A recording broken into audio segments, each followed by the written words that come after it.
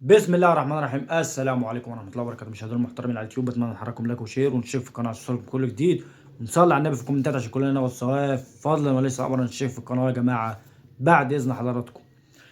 كل التوفيق والدعم لمنتخبنا الوطني. منتخبنا الوطني يا جماعة منتخب مصر ان شاء الله باذن الله هيبدأ منافسات افريقيا ان شاء الله في تمام الساعة 9 مساء بتوقيت القاهرة امام منتخب زيمبابوي. كل التوفيق والدعم لمنتخبنا الوطني ان شاء الله باذن الله. رجالتنا تقدر تفرحنا ويعملوا مباراة بطولية، وان شاء الله الفوز يكون حليفنا. ولكن يا رجالة، انا بقول يا رجالة، فرحوا الشعب المصري، فرحوا الشعب المصري، لان احنا مستنيين منتخب مصر يرجع يفوز بالبطولات تاني مرة تانية. ومش عايزين نشوف يا جماعة معلش المنظر المؤسف المخزي اللي شفناه في بطولة كأس العرب. كابتن حلمي طولان طالع مش عاجبه الكلام وبيتكلم وكأنه خد البطولة. انا مش فاهم الناس دي لو خدت البطولة كانت عملت فينا ايه. مش فاهم، انا مش فاهم الناس دي لو فازت بالبطولة كانت عملت ايه. كابتن حسام حسن طبعا، عفوا كابتن احمد حسن طالع. اي حد هيروح هيتكلم هنرد عليه. طب انت عملت ايه يا كابتن؟ كابتن حلمي طولان انتوا عملتوا ايه؟ مش فاهم يا جماعه، بالراحه كده، عملتوا ايه؟ طيب ايه اللي عملتوه يذكر عشان تطلعوا تتكلموا بالطريقه دي مع الناس وبالاسلوب ده وبيعني بالبجاحه دي؟ والله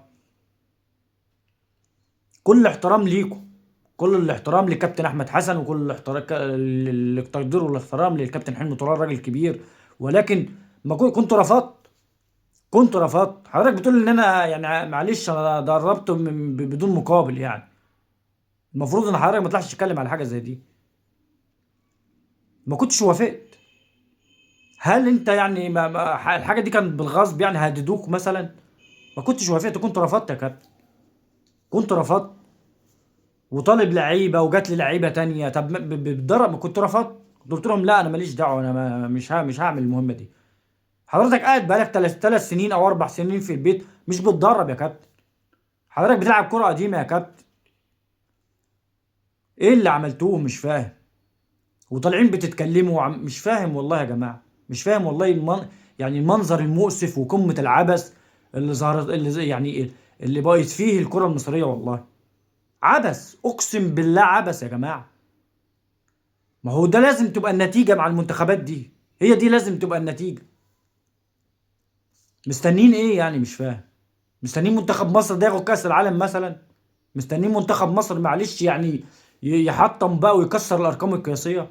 ما هو احنا عندنا في المطبخ في كوارث، في كوارث. اتحاد مش فاهم بيراميدز ازاي يا جماعه الخير ما يرضاش يديكوا لعيبته. هو بيراميدز ده راجل عليكم يعني؟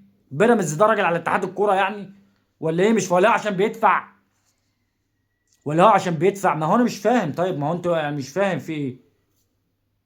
ازاي يعني نادي بيراميدز ده ما رضاش يديكوا لعيبته؟ مش فاهم يعني. هل لو الاهلي او الزمالك عمل الموقف ده كنت عديتوه؟ والاهلي تحديدا كنت عديتوا الموقف ده وكان عدى كده بسلام؟ الاهلي كان رايح كاس العالم يا مؤمن واداكوا لعيبته وراح لعب بالدكه والشباب.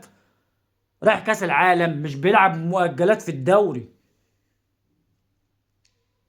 والله طول ما احنا كده ربنا ما هيكرمنا ابدا في الكره المصريه، اقسم بالله. طول ما احنا بالمنظر ده وطول ما هي ماشيه كده بالبركه مش هننفع. بصوا للمغرب، بصوا للمنتخبات التانية اتطورت ازاي، بصوا المنتخب الاردن بقى يعني منتخب بقى عامل ازاي، ما شاء الله يعني.